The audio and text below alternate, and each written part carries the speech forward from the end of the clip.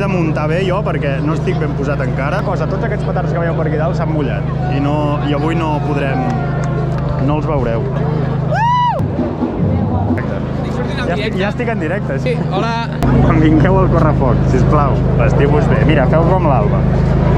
Superben vestida. Mira, l'Alba no porta ulleres normalment, però porta ulleres de protecció. I porto taps, també. Què? Taps! Aquí, un mocador per davant, un mocador per darrere, una camisa de tots els anys de correfoc. Chequi Vera, què portes? I sota què portes? Ah, una samarreta. Una màniga llarga. De cotó, important. Important, no? Unes bones botes aquí, no es veurà gaire, però... Ara primer sí, engegarem el sostre, perquè com que ha plogut no sabem com està. La resta de places... S'ha suspès la plana i la gispert. Vale.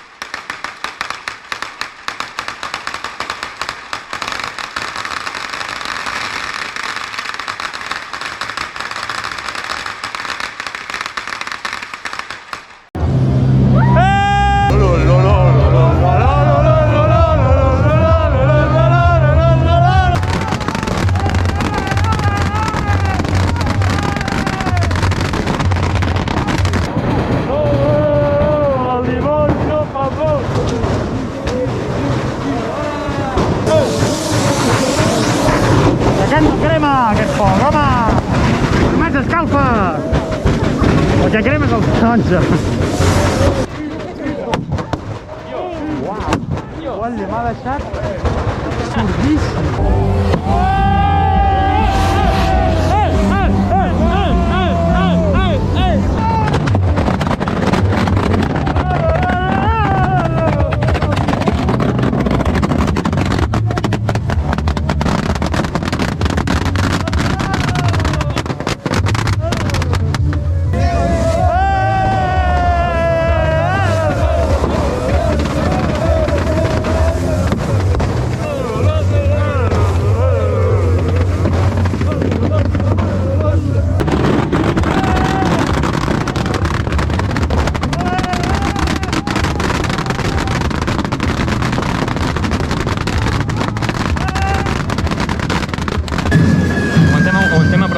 Un petit incís, el bou és una figura típica de Manresa, que és com l'estrella de tot el correfoc, és un antic teler carregat de pirotècnia fins les tranques, ocupa tota la plaça, és a dir, el seu foc crema tota la plaça d'una sola encesa. Està aquí davant, Tu és molt... impressiona un huevo,